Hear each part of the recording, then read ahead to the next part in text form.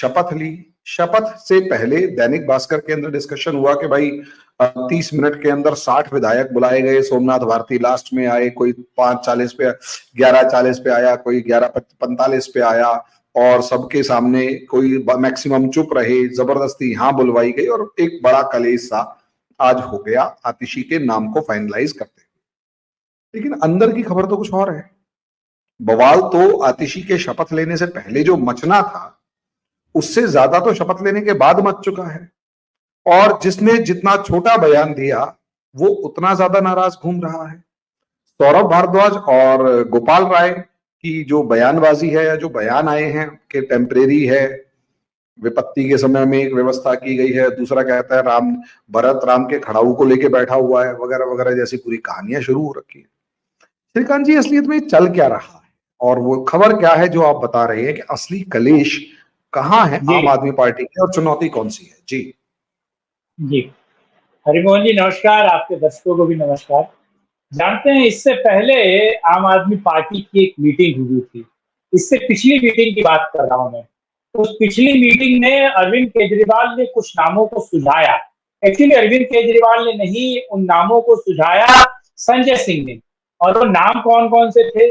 सबसे पहले बात हुई कि क्या सुनीता जी को एक बार ट्राई किया जा सकता है, जिसको लेकर अरविंद केजरीवाल भी क्लियर नहीं थे कि सुनीता जी को बनाना है। क्योंकि देखिए, सुनीता किसी ऐसे सरकार का चेहरा नहीं बन सकती जो दागदार है, जिस पे दाग लगा हुआ है। दूसरा, सुनीता विधायक नहीं है, और अगर उनको बनाया भी जाता है तो उनको चुनकर आना पड़ेगा, और इतना समय दिल्ली की विधानसभा में नहीं है कि वो चुनकर आए और वापस जो है विधायक के तौर पर हो। मेरे दोस्त की कंपनी है, अंदर की खबर बता रहा हूं। सुनीता जी को नई दिल्ली विधानसभा से मिलती हुई एक विधानसभा के लिए सर्वे हो रहा है, और वो पूरा एरिया जो है वो साउथ एक्स का लगता है, जहां साउथ एक्स के पास का जो है, यानी कि वो एरिया है एक ऐसे व्यक्ति का जिस व्यक्ति ने अपनी बीवी पे कुत्ता छोड़ दिया था, और जो बांसुरी स्वराज के सामने जो है चुनाव उसने फाइट किया था लोकसभा का। और जो वकील है, अब कैसा वकील है ये मैं नहीं कह सकता हूं, लेकिन है। खैर बहरहाल, तो उसको साइडलाइन किया गया। फिर अरविंद केजरीवाल ने सबसे पहले जो हुई है मार्लोना का नाम लाया गया। अच्छा, मैं उनका वही नाम बोलूंगा, नाम नहीं छोड़ूंगा, क्योंकि मार्क्स और लेनिन का जो उनका ओरिजिनल नाम है उसी को बोलना ठीक है। मैं उनके साथ ये एक ईमानदारी के साथ बात करनी चाहिए। तो मार्लोना का नाम आया। मार्लोना का नाम सुनते ही वो विधायक थे, पिछली मीटिंग में वो बागी हो गए। उन्होंने कहा कि ये पहली बार की विधायक है, 2013 से जुड़ी है, पार्टी में पुरानी जुड़ी नहीं है, संगठन की कार्यकर्ता नहीं है, आंदोलन से इनका जन्म नहीं हुआ है, और ये केवल मनीष की संयोजक थी। आगे समझिए, मनीष की संयोजक थी। तो क्या मनीष का कारण बनाया जा रहा है? अच्छा, मनीष तो बनना भी नहीं चाहते थे सीएम, ये भी क्लियर है। और उसके बाद नाम इसलिए भी माइनस किया गया और कहा गया कि साहब आप इनको अगर बनवाएंगे तो एक और समस्या होगी कि जैसे ही ये सीएम बनेंगी, इनको मानहानि के केस में लोअर कोर्ट में पेश होना है। बीजेपी के एक नेता हैं दिल्ली प्रदेश के, और बीजेपी के स्पोक पर्सन भी है, और उन्होंने ऑपरेशन लोटस को लेकर इन पर मानहानि का केस किया है, और वो मानहानि का केस की सुनवाई है। तो मुझे लगता है 19 तारीख की डेट थी, और अब 2-3 दिन के बाद वो मुझे लगता है पेश भी होंगे। मैं इससे अलहदा बात करता हूँ। अब एक और बात समझिए कि जब ये नाम आया तो विधायक बागी हो गए। उन्होंने कहा नहीं नहीं, आतिशी का नाम नहीं होगा, आतिशी का नाम नहीं होगा। तो अरविंद केजरीवाल ने कहा नहीं नहीं, आतिशी का नाम क्यों नहीं होगा? तो उन्होंने सारी बातें बताई। तो उसके बाद अरविंद केजरीवाल ने कहा, अच्छा, जिस मीटिंग से अरविंद केजरीवाल नाराज होकर निकल गए थे हरियाणा में, ये मैं बता रहा हूं। और ये मीटिंग हुई थी संजय सिंह के घर पे, और बहुत सारे लोग इसमें वर्चुअल जुड़े थे जो नहीं आए थे, क्योंकि ये मीटिंग की कॉल जो है 1.5 घंटे पहले दी गई थी, इसीलिए चीजें नहीं हो पाई थी। अब समझिए, ये मीटिंग होती है, फिर राघव चड्ढा की बात होती है। राघव चड्ढा भी इस मीटिंग में वर्चुअल जुड़ते हैं। राघव चड्ढा के 3 ऐसे विधायक हैं जो राघव चड्ढा ने जिनको टिकट दिलवाया था, या राघव चड्ढा ने जिनकी बैटिंग की थी, मैं आपको वही बता दूं, संजय सिंह के थ्रू उन्होंने खुद पुसाकर राघव चड्ढा का नाम लिया। और राघव चड्ढा को केजरीवाल बनाना नहीं चाहते, क्योंकि राघव चड्ढा को अभी भी वो पंजाब में यूज करना चाहते हैं। राघव चड्ढा का नाम भी मतलब, और देखिए जो ओपन डोमेन में हो रहा है, और अरविंद केजरीवाल खुद कह रहे हैं कि मैं भी 4 नाम सजेस्ट करता हूँ और आप भी 4 नाम सजेस्ट कीजिए और हम मिलकर मुहर लगाएंगे। ये बात अरविंद केजरीवाल उस मीटिंग में कहते हैं। एक विधायक है आम आदमी पार्टी का, जो मेरा बहुत अच्छा मित्र है, उसने ये सारी चीजें खोली है, जो वर्चुअल जुड़ा हुआ था। उसके बाद ये भारद्वाज का नाम आता है। भारद्वाज का नाम लेते ही लोग भिड़क जाते हैं, विधायक बागी हो जाते हैं। वो पुराने विधायक हैं। उसमें एक महिला विधायक है जिसकी हंसी रावण की तरह है। एक विधायक है जो महिला है, और वो नागलोई से विधायक है, नागलोई के एरिया से विधायक है, जिसकी हंसी रावण की है। अब मैं बात आगे नहीं बोलना चाहता, सुपर्णखा कह सकते हैं उसकी हंसी को। तो वो भी, उन्होंने भी कहा कि नहीं नहीं नहीं नहीं नहीं, भारद्वाज को नहीं बना सकते सारा भारद्वाज, क्योंकि इनका चेहरा खुद दागदार है, जेल जाने वाले हैं, इनका केस चल रहे हैं, तमाम तरह की बातें हुई। फिर अरविंद केजरीवाल ने तुरंत से पूछा कि फिर आप किसको चाहते हैं विधायक बनाना। तो जो बागी विधायक थे, 6 ऐसे विधायक हैं, और जिसमें महाबल मिश्रा के बेटे भी हैं, वो भी विधायक है, ध्यान रखिएगा। महाबल मिश्रा के बेटे और एक यादव साहब हैं, और एक जाट विधायक है। तो ये और 3 और विधायक है। इन 6 विधायकों ने नाम लिया आपके गोपाल राय का। जब जैसे ही अरविंद केजरीवाल के सामने गोपाल राय का नाम गया, अरविंद केजरीवाल ने गोपाल राय को देखा, और गोपाल राय झेप गए, और गोपाल राय ने अपना चेहरा नीचे डाउन कर दिया। क्योंकि देखिए सबसे बड़ा सवाल ये है, और विधायकों से पूछा गया कि आप गोपाल राय का नाम क्यों ले रहे हैं, क्योंकि देखिए गोपाल राय इस पूरे कैबिनेट में मात्र एक ऐसा व्यक्ति है जो दागदार नहीं है, जिसमें भ्रष्टाचार का आरोप नहीं है, जो सीधी बात करता है, जो पार्टी का काडर है। और गोपाल राय कौन, जो प्रयागराज विश्वविद्यालय से व्यक्ति जुड़ा है, छात्र नेता रहा है, एक्टिविस्ट रहा है, दिल्ली में भी एक्टिविज्म का एक पूरा उनका वो इतिहास रहा है। तो गोपाल राय उस ऐसे व्यक्ति हैं। तो गोपाल राय का नाम लिया गया। गोपाल राय डीटीसी में उन्होंने भ्रष्टाचार नहीं करने दिया, इसलिए अरविंद केजरीवाल ने डीटी से निकाल कर अपने प्रिय गहलोत साहब को दिया। तो आप ये समझिए कि गोपाल राय का जैसे ही नाम गया, अरविंद केजरीवाल बिदक गए, गोपाल राय की तरफ देखा, और गोपाल राय ने अपना सर डाउन किया, और अरविंद केजरीवाल ने कहा कि मैं अब बाद में मीटिंग करेंगे, दूसरी मीटिंग में हम डिसीजन लेंगे। अब मेरे मित्र कुछ बताते हैं कि गोपाल राय को फिर अरविंद केजरीवाल ने फोन किया, और अरविंद केजरीवाल ने कहा, गोपाल जी ये कैसा हो सकता है। गोपाल जी कहते हैं, आप ध्यान रखिएगा, इंटरव्यू देते, गोपाल जी है कैसा हो सकता है, हम जिसको बनाना चाहते हैं, एक महिला मुख्यमंत्री बनाना चाहते हैं, महिलाओं का वोट मिले, क्या आपने अपना नाम प्रमोट किया। गोपाल राय ने सीधे तौर पर मना कर दिया कि मैंने अपना नाम प्रमोट नहीं किया।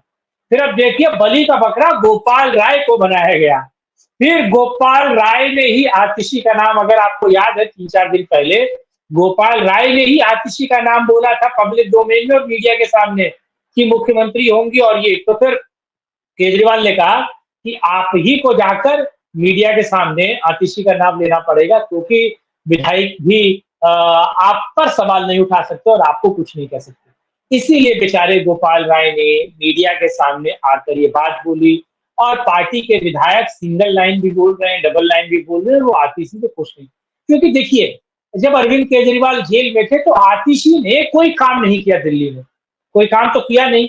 यहाँ तक कि पार्टी की जो विधायक है, जो पार्टी का काडर है, जो पार्टी का नेता है, जो आतिशी के पास जाता रहा है अलग अलग मुद्दों पर, अलग अलग चीजों को लेकर, उनका भी आतिशी ने कोई काम नहीं किया। तो आतिशी भले आज बन गई है, इसमें कोई दो राय नहीं है, बिकॉज ऑफ वीटो चला है अरविंद केजरीवाल का।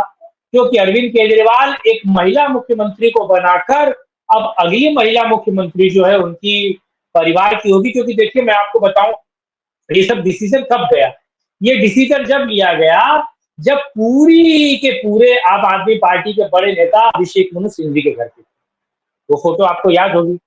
तो अभिषेक मनु सिंघवी ने सीधे तौर पर बोल दिया था कि भाई सबसे बेहतर रहेगा कि ना आप मुख्यमंत्री बनिए, ना मनीष को मुख्यमंत्री बनाइए, ना किसी ऐसे व्यक्ति को मुख्यमंत्री बनाइए जो लिकर केस में सीधे तौर पर फंसा हुआ है। क्योंकि आने वाले 2-3 साल आपको लगातार lower court, high court, supreme court भागना पड़ेगा। तो मुख्यमंत्री के तौर पर आप लोगों के लिए आना जाना, तमाम तरह की चीजें करना बेहतर मिलेगा, क्योंकि 5 साल तो बीजेपी कहीं जाने वाली नहीं है। तो वो अपनी तमाम तरह की चीजों का इस्तेमाल करेगी और आपको आपके लिए दिक्कत हो जाएगी। तो किसी ऐसे चेहरे को लाइए। तो अरविंद केजरीवाल ने उनसे भी कहा कि क्या बेगम को बना दिया जाए। तो बेगम के नाम को लेकर वो भी असमंजस में थे। उन्होंने सीधे तौर पे कहा कि नहीं, ऐसी दागदार सरकार का दागदारी सरकार है, इसका मुख्यमंत्री अभी मत बनाइए। अगले टर्म में अगली बार जीत के आइए और अपनी पत्नी को मुख्यमंत्री बनाइए। और उनके लिए, पत्नी के लिए सर्वे चल रहा है ग्राउंड में, मैं ये आपको बता दूं। तो यानी तैयारी असलियत में हम लोग जिस तरफ देख रहे थे वहां, देखो प्रपंच तो एक तगड़े वाला रचा हुआ है कि हम देख रहे थे कि भाई यहां तो कोई मनीष सिसोदिया वर्सेस केजरीवाल, देखिए मनीष सिसोदिया वर्सेस केजरीवाल किसी तरीके का है क्या? एक बात ध्यान रखिएगा, अरविंद केजरीवाल अपनी बीवी से भी ज्यादा अगर किसी पर भरोसा करता है तो मनीष सिसोदिया, इसमें कोई दो राय नहीं। और मनीष सिसोदिया अरविंद केजरीवाल का अनुमान है, इसमें भी कोई दो राय नहीं। वो 14 साल जेल में काट लेगा, लेकिन अरविंद केजरीवाल के खिलाफ एक बात नहीं बोलेगा, एक चीज नहीं बोलेगा, किसी चीज पे सिग्नेचर नहीं करेगा, इसमें कोई दो राय नहीं। मनीष को इसलिए नहीं बनाया जा सकता क्योंकि मनीष भी लिकर पॉलिसी में फंसे हुए हैं और घुसे हुए हैं। हाँ, वो बात अलग है कि मनीष के अंदर के कुछ विधायक है जो 2012 के आरंभ से इस अरविंद केजरीवाल के एनजीओ से जुड़े हुए थे, कबीर से, जिसमें मनीष भी है। वो लोग जीतकर विधायक भी बने हैं। वो लोग थोड़े इस चीज से नाखुश हैं। उन्होंने कहा कि मनीष को बनाया जाना चाहिए था। मनीष ने भी सीधे तौर पर अब ये बात, इस बात को लेकर क्लियरेंस नहीं कि उन लोगों ने मनीष के कहने पर किया कहा ये सब, या फिर वो लोग खुद कह रहे थे। क्योंकि देखिए, पार्टी में अब अलग अलग धड़े बन चुके हैं और उन लोगों को पता है कि अब अरविंद केजरीवाल बहुत सारे टिकट्स काटने वाले हैं। एक बात ध्यान रखिएगा, अरविंद केजरीवाल बहुत सारे टिकट्स काटने वाले हैं। इसीलिए वो लोग चाहते हैं कि कहीं ना कहीं पार्टी के एक बड़ा चंक, और दूसरा सबसे महत्वपूर्ण है, बहुत सारे ऐसे नेता हैं जो आयातित हैं, जो कांग्रेस से आए हुए थे। वो लोग कांग्रेस में जाने के लिए बिलबिला रहे हैं क्योंकि अब कांग्रेस दिल्ली में मजबूत हुई है। अलग अलग राज्यों में भी हुई है, सेंटर में भी हुई है। तो दिल्ली में कांग्रेस जब मजबूत हुई है तो वो वापस कांग्रेस में जाना चाहते हैं और कांग्रेस भी बेहतर तरीके से चुनाव लड़ने वाली है। मैं एम जो एम वोट है, मुस्लिम वोट है, वो तो सीधे तौर पर वो वहां वो टैक्टिक दिल्ली में वोट करता है। जहां पर कांग्रेस जीतने वाली है वो कांग्रेस के साथ आएगा, जहां पर आम आदमी पार्टी जीतने वाली है वो आम आदमी पार्टी के साथ आएगा। लेकिन जो कुल्हड़ बस्ती का वोट है, यानी कि जो स्लम एरिया का वोट है, जिसको कांग्रेस के समय में बनाया गया, बसाया गया, जहां आप आईटीओ और डब्ल्यूएचओ की बिल्डिंग के पीछे जाएंगे, डब्ल्यूएचओ की बिल्डिंग है इंद्रप्रस्थ पे, उसके पीछे जाएंगे, वो पूरा का पूरा एरिया जो है अन्ना नगर, वो कांग्रेस, हाँ, वो बहुत बहुत बड़ा इलाका है, वो कांग्रेस ने। लाजपत नगर के पीछे वाला जो पूरा स्लम है वो कांग्रेस ने बसाया हुआ है। आप जब बीकाजी गामा प्लेस जाते हैं और जब उसे पार करते हैं, उसके आगे उल्टे हाथ में थोड़ा सा आगे जाकर एक थोड़ा छोटा सा स्लम एरिया वो कांग्रेस ने बसाया है। जब आईएनए मार्केट आप जाते हैं तो वहां पर जो पुल के राइट हैंड में जो पूरा एरिया है वो कांग्रेस ने बसाया है। तो कांग्रेस ने दिल्ली में बहुत बेहतर स्लम बसाए हैं। मैं बताऊं कि जैसे ही आप जनकपुरी और विकासपुरी का एरिया पार करते हैं, उसके बाद धड़ल्ले से एक स्लम एरिया है और द्वारका सेक्टर 8 में कांग्रेस ने स्लम बसाया हुआ है। रोहिणी में स्लम है, विकासपुरी के पास स्लम है। तो दिल्ली के अलग अलग एरिया में कांग्रेस का जो स्लम है, कांग्रेस उस पर पेनिट्रेट कर रही है, चाहती है कि वो वोट वापस आए। और वो वोट अब बहुत बड़े पैमाने पर कांग्रेस के साथ जुड़ेगा, जो जिसमें रोहिंग्या है, जिसमें बांग्लादेशी है अवैध, और उसमें अलग अलग राज्यों के भी हैं। तो वो वापस कांग्रेस के पास जाएंगे, बीजेपी को मिलने से रहे तो कांग्रेस मजबूत होगी तो वापस वो अपने घर जाएंगे, मुझे ऐसा लगा। अल्टीमेटली एक लास्ट क्वेश्चन और इसको हम यही वाइंड अप करते हैं। जो 25 में चुनाव है दिल्ली का, हालांकि ये तो दावा कर रहे थे कि अभी करवा लो, अभी करवाने का क्या फायदा था? और 25 में जो चुनाव है वो उसमें आप क्या पिक्चर देखते हैं? क्या 2013 वाली रिपीट होगी, जो 22, 8 और 32?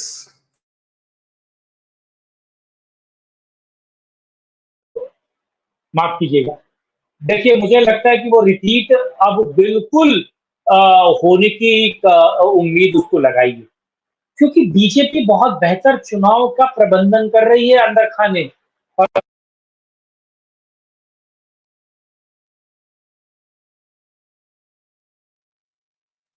आपकी आवाज चली गई है, आपकी आवाज चली गई सर। हाँ हाँ नरेंद्र मोदी दिल्ली बीजेपी को मजबूत होने नहीं देते थे, लेकिन अब दिल्ली बीजेपी बहुत बड़े पैमाने पर मजबूत हो रही है। और पिछले 11 साल में जो मजबूती देखी, वीरेंद्र सचदेवा नामक जो व्यक्ति है, जो दिल्ली प्रदेश अध्यक्ष है, उसने बीजेपी में जान फूकी है, इसमें कोई दो राय नहीं। वो व्यक्ति लेमैन है, नीचे से आया है और ऊपर तक आया है, इसमें कोई दो राय नहीं है। और विजय फैक्टर से मुक्त हुई है, विजय गोयल, विजय मल्होत्रा, विजय जॉली विजय फैक्टर से मुक्त हुई है।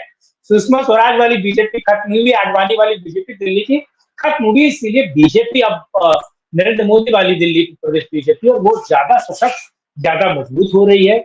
और मुझे लगता है कि वो चुनाव बेहतर तरीके से लड़ेगी और एक बहुत बहुत बेहतर मुकाबला देखेंगे। लेकिन अभी भी आम आदमी पार्टी को एज है, मैं इस बात को कहने में कोई दो राय नहीं जी।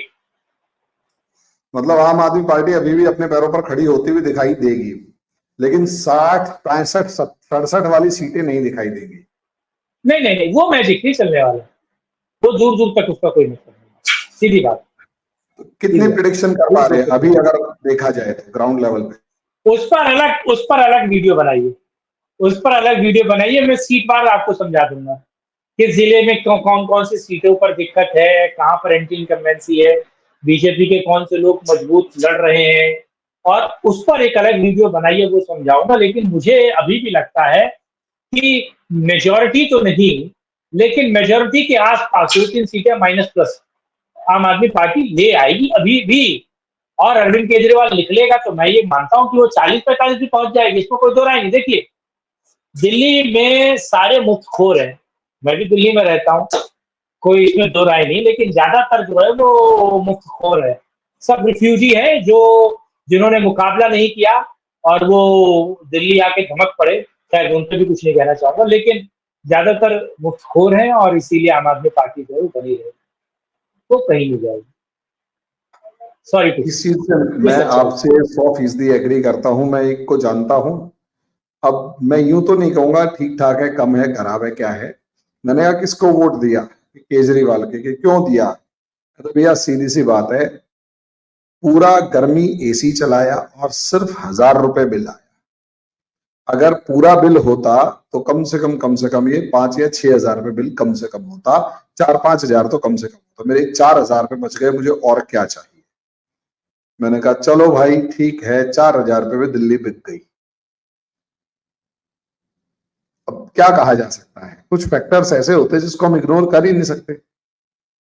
और ये कड़वी सच्चाई फिर मुझे ग्राउंड लेवल की समझ में आई कि अल्टीमेटली ठीक है, बहुत से एक सेक्शन ऐसा है, उसमें शायद हम भी हैं, जिनको वो 4-5 हजार रुपए बहुत ज्यादा दबाव नहीं डालता, कंट्री फर्स्ट वाला मैटर हो जाता है। लेकिन बहुत सारा एक सेक्शन ऐसा भी है जिसके पास 4 हजार रुपए बहुत मैटर करता है, और शायद उसके वोट ज्यादा होते हैं और वो डोमिनेट करता है। और उसी के दम पे अभी भी आप ये दावा कर पा रहे हैं कि 40-45 सीटें तो अभी भी केजरीवाल की कहीं नहीं। खैर हम उस पर एक सेपरेट डिस्कशन करेंगे। सर आपने टाइम दिया। फ्री बीज की कार्ड भी बताऊंगा मैं, एक सेपरेट डिस्कशन करेंगे तो फ्री बीज की कार्ड बीजेपी कैसे कर रही है उस पर भी बात करें, किसी और भी। इसके ऊपर बीजेपी वाली पॉलिसी आपसे अब डिस्कशन जरूर करूंगा कि बीजेपी की दिल्ली में क्या तैयारी है। पहले एक बार हरियाणा के ऊपर थोड़ा सा डालें इसको, कि वो बाकी बीजेपी का देखते हैं। भैया आपने टाइम दिया उसके बहुत बहुत शुक्रिया। मैं अपने सभी व्यूअर्स से कहना चाहूंगा कि सत्य परख भारत जो यूट्यूब चैनल है उसको लाइक करें, सब्सक्राइब करें, शेयर करें, बेल आइकन जरूर दबाएं। और हमारा चैनल ज्योतिर्मय, इसे भी लाइक, सब्सक्राइब, शेयर करें, बेल आइकन जरूर दबाएं। अभी के लिए इतना ही भैया, बहुत बहुत शुक्रिया, आज आपने टाइम दिया। अगले वीडियो में अगले टॉपिक पर डिस्कशन करते हैं। जय श्री राम।